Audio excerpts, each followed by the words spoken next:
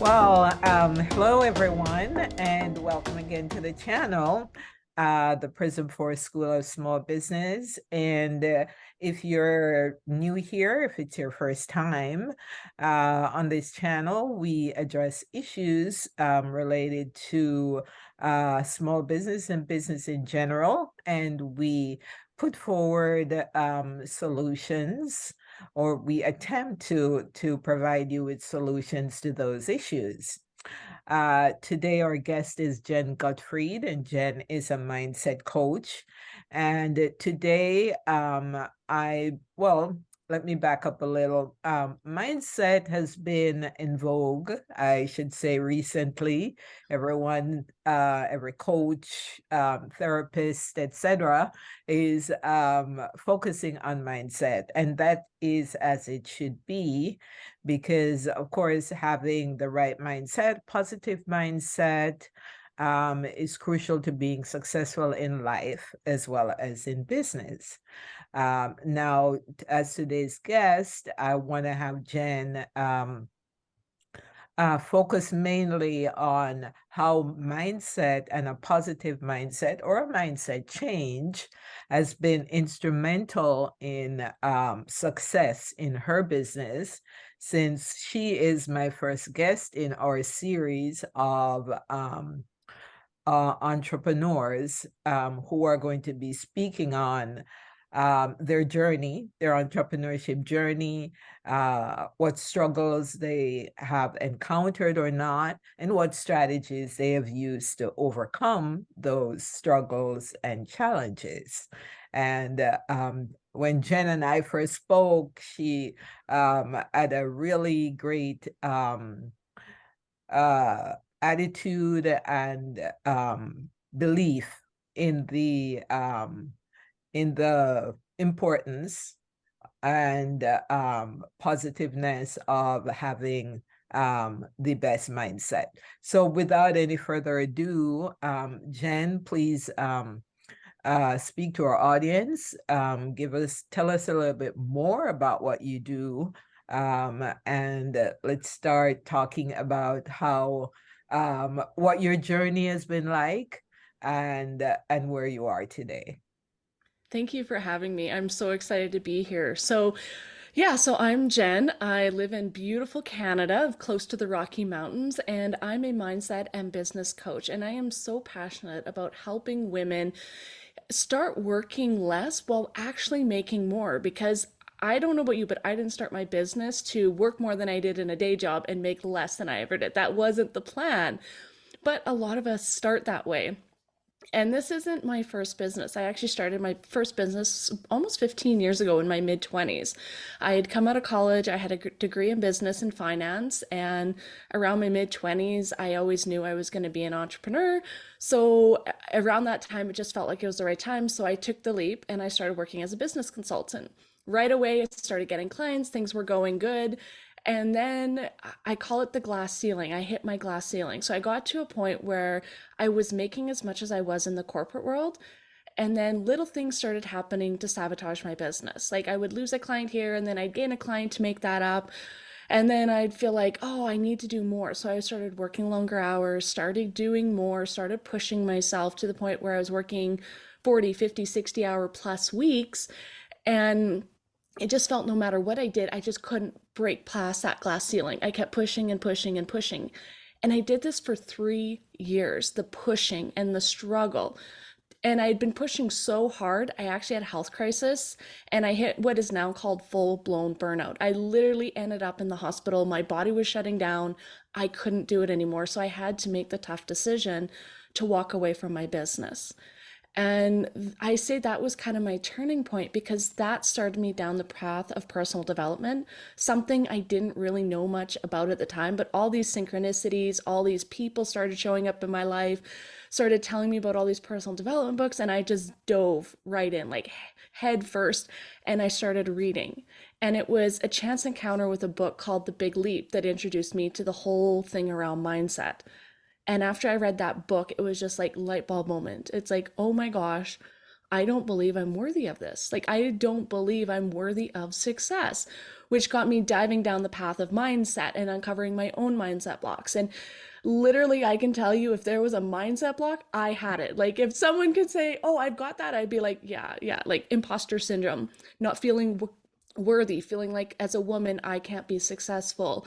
Um, Pretty much everything and everything. I seem to believe that because of my past growing up. And so once I overcome all my own issues and realized how amazing life could be after this, I realized that so many other women struggle with these issues as well. And I really wanted to help other women. I wanted to stop seeing women like myself not fulfilling their dreams, not chasing after what they truly want, and not being successful in their business just because someone in their childhood or someone at some point in their life said, "Oh, you're not worthy of this," or "You're not deserving," or "Oh, you're just a girl." And I didn't want people to go through that anymore. So I started down this path as a coach, and I haven't looked back. And even about a year ago, I ended up adding business coaching in as well because I found same thing with the business coaching world.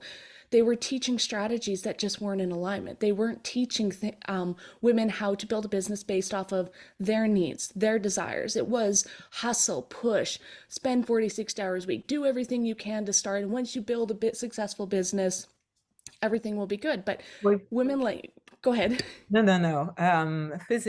Finish your thought. Yeah, I was just saying, if women like me have mindset blocks, the struggle and the hustle and the push don't work because we sabotage ourselves. So we can hustle all we want, but we're not going to get out of our own way. So the hustle and the struggle and the push don't work. We have to remove the mindset stuff. Then it actually works. Then the business tools work, but we have to get the mindset crap out of the way first. Would you say you mentioned about the issues that I guess gave life to the lack of worth, of being worthy of success, stems mostly from just being a girl, being a woman, or were there any other specific issues that you think also gave life to this idea of I'm not worthy of this. Why should I be successful? Uh, excuse me. I'm as good as anybody else. I will. Success is just not for me. I know a lot of women entrepreneurs I've spoken to. Of give that as an example of always being when you're a young girl, there are specific gender roles that you are supposed to fill, and entrepreneur and successful business owner was not one of them. That is very true. And that's actually just a small part of my journey. So, I'm also a clinical hypnotherapist, and I use hypnotherapy in my practice to help women uncover blocks because a lot of our limiting beliefs, especially as women, are implanted in us before the age of 5. So, I have a degree in psychology as well, so I understand the whole how the mind works, how it develops. So what happens is up to the age of about 5 or 6, we are like sponges. So everything that we see, hear, taste, touch, like our senses absorb, we are like a sponge and we just take that on. So we take on all the information we're hearing, all the information we're seeing, and we just literally absorb it, but without context because at the age of 6, we don't have cause and effect or reasoning or rational thought. So we take on things and believe things based off of what we see. So, what happens, and what happened in my case, is I actually created the belief that I wasn't enough at only 2 days of age, if you can believe it. In a hypnosis session, I was able to go back. And it's crazy now that I can see this from an adult mind and a rational mind, but I literally was in my crib and my mom had a friend over and they were talking about her whole birthing experience. And I remember my mom saying, it was a difficult birth, it was a difficult pregnancy, she's been a difficult baby.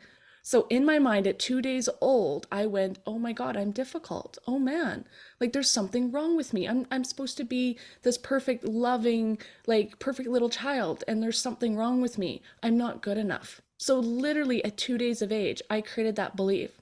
And then once we create a belief, our mind goes, okay, she created this belief. I have to keep proving it right. So then your mind's job is to go out and keep finding evidence. So that first time happened at 2 days of age. And then throughout my life, my mind kept finding little bits, like tiny little things. It could be the rest of everything else was saying, no, you're not, no, you're not. Then something would happen and my mind would grab onto that and go, see, right there, that happened. Remember, you're not good enough. Remember, but even though all this other good stuff was happening. So one of those things was I have an older brother who has anger issues. And my mom didn't know how to handle it back then, so she just didn't deal with it. And because she didn't deal with it, he would beat on me on a regular basis. Like he would get angry out of the blue, start raging, start hitting me. And so in my mind, again, I go, oh, my mom doesn't love me or she would protect me. And it was just one thing after another that layered onto this not being good enough. And I see it in women all the time. It's something stupid and crazy and small that we blow out of proportion that becomes a huge part of our identity. That is so true.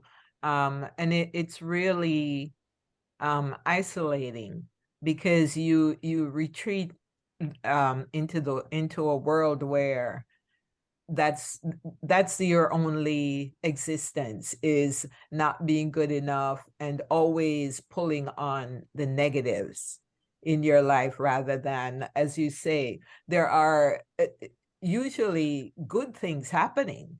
And for some people are even at a point where they're successful in business, but there's always a voice in the back of their heads. And when I talk to women, I hear that story over and over again. It's as if the self-sabotage is real. Is this really happening to me? Oh my God, I'm making money. And is this really real? Is this really me? And for those people listening or watching us and thinking, how could people be thinking in that way? But it really does happen, and the statistics bear it out. You speak also about, the once you sabotaged yourself and had to, you found your place in a yourself in a place where physically, mentally, emotionally you were just spent, and you had to retreat back to that safe space where this is where I'm supposed to be, so I can go back to that job where I know I'll be okay there, and I'll be safe here. And so I can get rid of those voices that keep telling me. How did you, once you got back there, um, deal with whether you had the disappointment of in yourself, and how did you kind of exist there? Because I know you did for a while before you decided to try again in business. So what was that path like? Oh, it was miserable because I've known my whole life that I was meant to be an entrepreneur. So having to go back to corporate was like sucking the life out of me. It did when I worked in corporate the first time around, and but I knew I had to do it, and I knew it was, I guess you could call it a means to ends, because I knew that eventually I would figure things out. Eventually things would come back around. But in the meantime, I had to deal with this. I had to deal with other people. I had to deal with doing things that didn't light me up, that didn't make me passionate, and deal with, a salary, the amount of money people told me that I was worthy of making. Mhm. And but at the same time, it gave me a safety net, and it gave me that ability to work on myself, to spend the money, to spend the time, and do what I needed to do to be a better version of myself. Because if I hadn't taken that time, I always say, if I hadn't burnt out, if I hadn't learned about personal development, if I hadn't taken that time to heal myself, to learn about the unconscious mind, to learn about hypnotherapy, I wouldn't be who I am today, and I wouldn't be able to help women the way I help them, because I wouldn't know that path. I wouldn't know that journey. And like I tell women, if you need to go back to corporate, if you need to have that steady paycheck, there's nothing wrong with it. It doesn't mean you're a failure.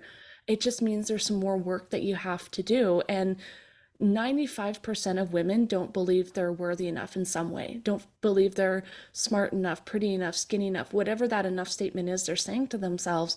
There's something in their mind that's telling them, I'm not good enough. This isn't available to me.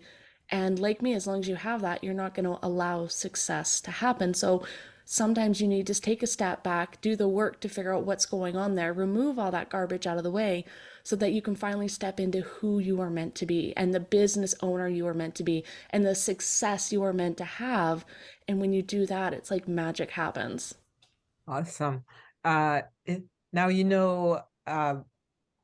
as a business owner, when you're in that mindset quandary of not knowing how to quiet those voices, you know, as a coach myself, um, you hear you have, and that this is not to bash other professionals or other coaches, but it's really hard to find a good um, coach of any kind, because what you really want to find is someone that not just provide you with the what to do, but really the not the what, but also the how, and those strategies that are really going to speak to your particular issue. Because as I tell prospective clients, not everything on the internet is suited to everyone. The internet can provide you with a cookie cutter thing that doesn't speak to the issues that you're having. So you want to make sure that, the whatever therapy or coach or that you choose is someone that is in tune with with your particular issue. So I say that to say it's the same thing with mindset. There are so many books, coaches, therapists that speak on mindset. Um, where I struggle with identifying that thing or that one strategy that helps a person switch their mindset is not an easy thing to do. Sometimes you listen to people talk about switch the mindset, switch your mindset, improve your life, switch your mindset, make money, switch your mindset, conquer the world, whatever it is. But it's always, for me, difficult to pinpoint those strategies that is going to say, okay, I want to switch my mindset. What's the first thing I should do? You've mentioned a few things like hypnosis, um, that helped you make the switch. Um, what other strategies would you say um, is is crucial? If you can give maybe three, that's crucial to helping someone, female entrepreneurs, make the mindset switch um, uh, from, to help them overcome those limiting beliefs and the imposter syndrome. I did a couple videos on mindset, and really focused on the importance of you have to, it's an everyday thing. It's kind of like when you lose weight and you want to maintain that weight loss, it becomes a lifestyle change, not just a momentary thing. Yeah, I agree. So I always say this because it's so true. The difference between mediocre success and millionaires and billionaires is mindset. The people that are millionaires and billionaires, they make mindset a priority. they have blocks, they have limiting beliefs, they have glass ceilings too. That's But like us. exactly. The thing is they know how to work through them quicker. So I tell people it's the first ones that are the hardest. When you first start your entrepreneurial journey, when those first limiting beliefs first come up, those are the hardest ones. But once you get through those, the ones that you run across later on in your journey, you're attuned at that point to go, oh, I'm hitting another limiting belief. I'm hitting another glass ceiling. Let's go do the work. It's quicker, it's easier, and you can bust through those quicker. And so millionaires, billionaires, they know the process, they know what works for them. So I already mentioned about hypnotherapy. That is my absolute favorite tool for uncovering and removing limiting beliefs. One, because it's quick, and because it's easy. Because you literally are just going into your mind. It's very safe, it's very effective. And we're literally just asking your subconscious mind, which is your storehouse of all your memories, and saying, hey, why is she acting this way? Why is she believing this? Why is she have this limiting belief? And what is that limiting belief that's getting in her way? And then we just go in and remove it and we give the woman a new belief. The second one is I'm a lover of psychology. That's why I had to go back and get my degree. And I'm even looking at possibly doing my master's now. But in cognitive behavioral therapy, they talk about talking things out. So our thoughts, our beliefs, and our actions are all tied together. So those thoughts are coming from somewhere. And when we have a negative thought, we take a negative action that's associated with it. So we really got to start paying attention to our thoughts. And the thing is a lot of times I call it the itty bitty shitty committee, and it's that negative inner voice is talking to us, and we've heard it so much and it's running on background and we don't even know it's there. So this inner voice is saying things like, you suck, who are you to think you can do this? Like, you've never been successful at anything in your life, so what makes you think you'll be successful now? And this little voice is going on in the background, and a lot of times we don't even know that voice is there. So it's starting to be really cognizant of those voices that are going on, that negative voice. And a lot of times, like limiting beliefs, those negative voice are programs from somebody else. And you can probably think back to a time where it's like, oh, well, you're just a girl. You've heard that thing. Oh, well, you're just a girl. Girls can't do this. Who do you think you are? One of my biggest limiting beliefs was work has to be hard. Because growing up, I had a father who was an entrepreneur, but that meant he was away long hours. I barely ever seen him. So we could be successful and wealthy, but you had to work really hard and never be home and sacrifice to be able to do that. So again, that was one of my limiting beliefs. Work hard, sacrifice, and you might be successful. And then the third one is I like journaling sometimes. I know it's not for everybody, and I'm not saying everybody should do it, but getting pen to paper sometimes just helps us get thoughts out that we don't even know are there. So sometimes it's just a matter of getting out a pen and paper and start writing. Start talking about your frustrations. Just write until it just starts free flowing. And there's something about psychology says there's something about actual pen to paper that connects us to our subconscious mind. So when we start writing about something, sometimes these thoughts and ideas come out that we didn't even know are there. And it just opens up this window to our brain that we don't normally have access to. So those are three of my favorite ways to help uncover and just start seeing what's going on. Because if we don't know what our limiting beliefs are, we can't fix them. Awesome. You know, one of my favorites, I heard this uh famed psychologist speak on this, and she calls it, you know, a lot of people have vision boards, and she doesn't call it a vision board, she calls it an action board.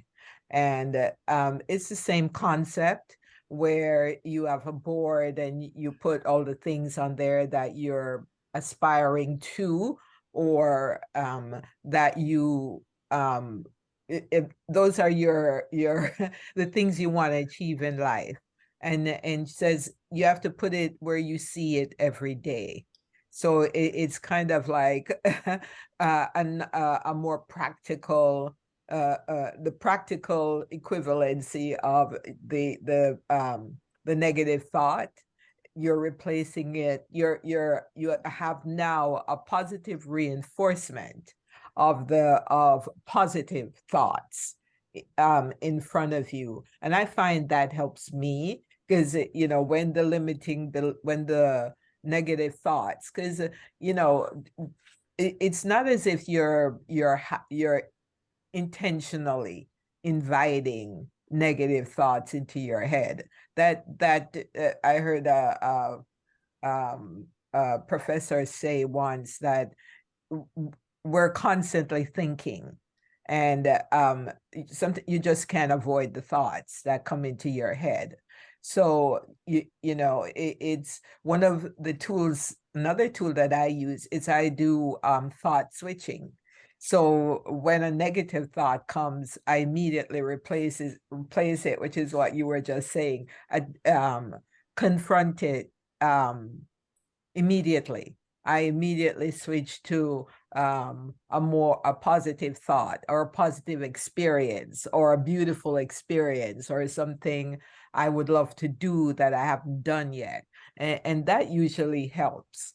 So it, I find, and when I say this, I don't, it's not about negativity, but changing mindset is as we've been talking about, something that's a lifelong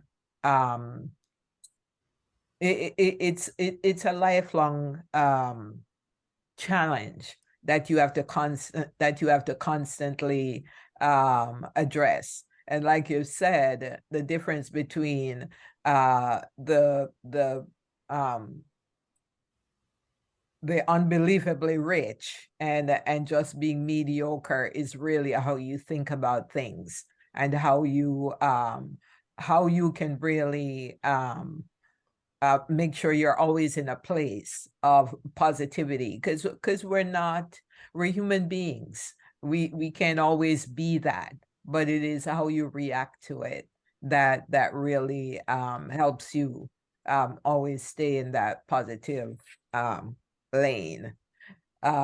So having done the work, Jen, you've gone back to your safe space, you did the work, you knew that was not the place for you though. What was the difference between your first foray into business and the second time around? I know you're more prepared, you know what to expect. Those limiting beliefs was instrumental in it. But what was the main difference? What was another difference that really stood out to you between your first go at entrepreneurship to the second time? Yeah, so the biggest thing was doing it my way this time around. So, with all those limiting beliefs, I of course thought that there was the right way of doing business, that I had to do a specific way, and if I just followed what everyone else was doing, it would work for me. But the thing is we're all individuals. I'm unique. I have my own special gifts. I have my own special way of doing things. So when I jumped into business the second time around, I swore this time I was going to do it my own way. I didn't want to work the 40, 60-hour weeks. I didn't want to be doing a bunch of stuff that I was told I had to do to be successful. I decided that I was going to build a business around my desires, my joy, my happiness, and do it in a way that lit me up. And that was a really big thing that set it apart because I loved what I did. It didn't feel like a chore. The first time around, it was like, oh, do I have to do this? Oh, I have to go do that today. Oh, I don't want to. And then I would procrastinate. I would put it off. Now, when I get up in the morning, it's like, oh, I get to work in my business today. Like, this is amazing. And I enjoyed it. I really enjoyed the work.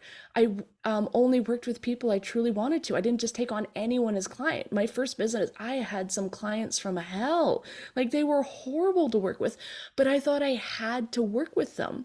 And so the biggest shift from my first business to my second was the belief that I could do it my way, the belief that I could build a business any way possible. And when I just did the things that felt good and felt in alignment and lit me up, that it was all going to work out in the end. Sometimes things didn't work out, but it was like this game. It's like, oh, I'm going to try this. I wonder if this is going to work. And then sometimes it did, sometimes it didn't. But I didn't have that attachment. It was like, oh, if it doesn't, oh, well, I'm just going to try something else. And it was just that playing around with strategies until I found what I enjoyed and what also worked. And when I did that, it was like, boom, success came easy. It was fun. I actually enjoyed business. And to me, why are we doing a business if we don't like what we're doing? Yeah. As opposed to the first time where things started going bad, the voice says, see, you know, you weren't meant to be successful. See, um, this is what happens, and this is what will happen to you because this is not meant for you. So yes, that's really a powerful thing that you did because you know as the experience of most entrepreneurs. I don't think I know of an entrepreneur who's only who's been number one successful their first try at business, who's only been involved in one business, whether successful or unsuccessful. Entrepreneurs are constantly creating and reinventing and looking for other possibilities and other things to do. But a lot of them give up as well.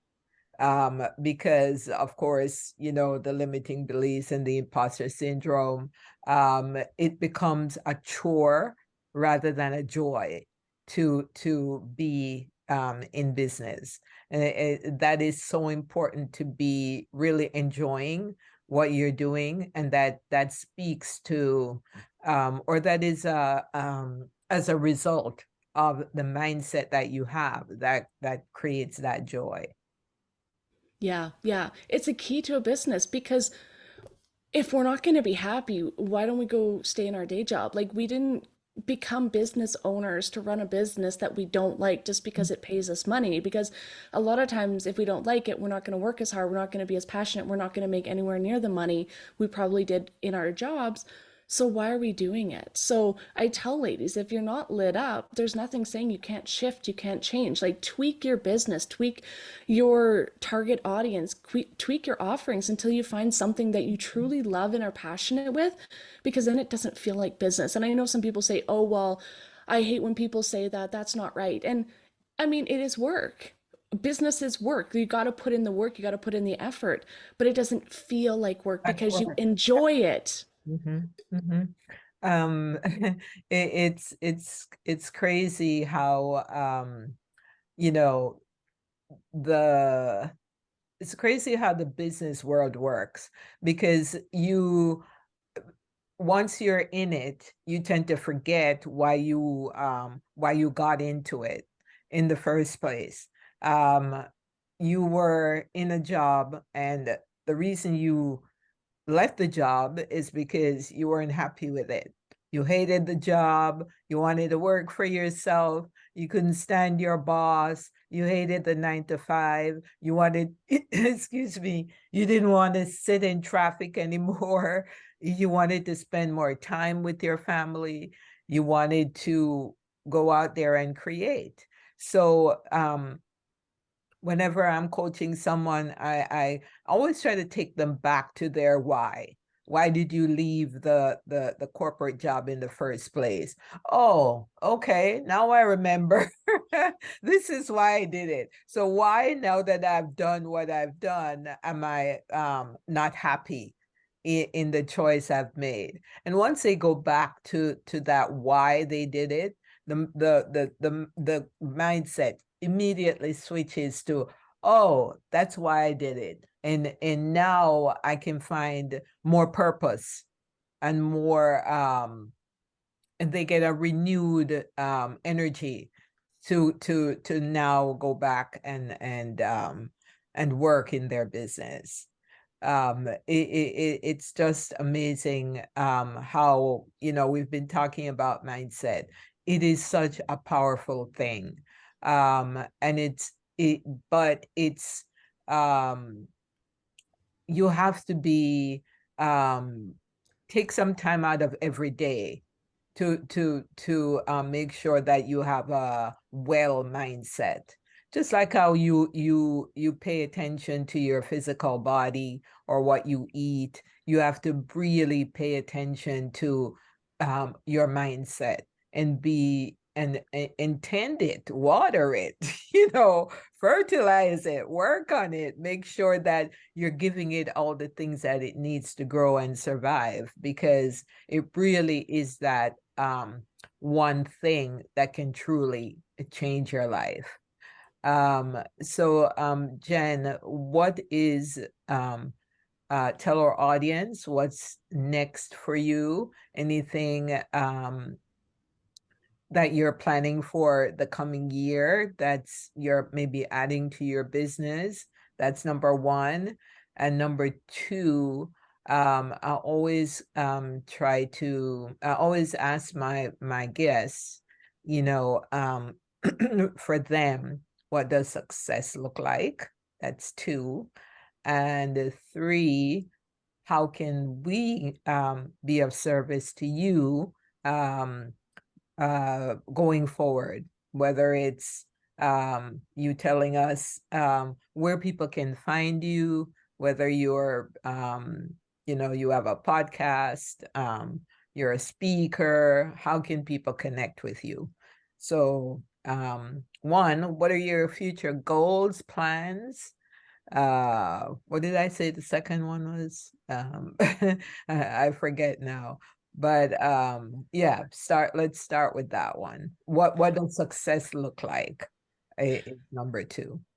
Okay, so number one, I'm actually launching a YouTube channel in 2023. So that should be coming early 2023 because I love video content, but the short form, it doesn't give me that opportunity to really share my knowledge and my wisdom. So I've decided to start up a YouTube channel. So you guys can keep an eye out for that. And what does success look like to me? For me, it's a combination of time and financial freedom because even if I was making millions, if I was working 40, 60, 8-hour weeks to be able to do that, that wouldn't be freedom to me. So success is having that freedom to enjoy my life, to be able to take off on a Friday and go spend the day with my partner, to be able to take off and travel around the world for a month or two and just bring my business along with me. So to me, that's what success looks like, is living that life that I truly desire and that I'm building my business around my life, not the other way around. Yeah, yeah. Yeah, I heard someone say uh they were a couple is becoming new parents, and they said one of the best what they've learned and what they've tried to implement and what has worked really well for them is to not make the child your life, but to make the child a part of your life. Oftentimes when people have babies, the baby becomes their life rather than you making the baby a part of your life. So yeah, that's really important, that you don't make your business your life, but you make you make the business a part of your life, not your entire life. So how can the audience continue to connect with you? Where are you on social media, etc.? Yeah, so you can find me on Facebook or Instagram are the two best places, and you can find me there at Mindset. Six Figure Mindset is my username. I'm also on TikTok. Come follow me over there. And like I said, in 2023, you can find me on YouTube, but you can also find all my links on my website at the6figuremindset.com. The before I let you go, and I should have asked you this question earlier, the six-figure mindset. What does that mean? Does that mean I come to you as a mindset coach and my business isn't doing well, and you're having that mindset switch will get me to a six-figure business? Yeah, so it's anyone who's looking to make their first or next six figures in business, and the mindset, the strategy, just whatever you're doing isn't working for you, no matter what you try, I help you figure it out. Whether that's, well, a lot of it's going to be mindset. There's also probably going to be a little bit of strategy there. So I help you put a whole piece together, piece it all together so that you can hit that first or next six figures, whatever it is that you're looking for. Awesome. And on that note, Jen, thank you so much for being a guest on my podcast, the Prism for School of Small Business. If you like what you've heard, guys, as I have, please subscribe to the channel so you can get more content like this. And I will put all the relevant information and how to connect with me in the video notes. So please tune in again next week, Friday, 6 p.m. Eastern, for more of what you just heard. Jen, have a wonderful rest of your day, and thank you so much for being here. To my audience, thank you for tuning in, and until I see you next time, have a blessed day. Goodbye.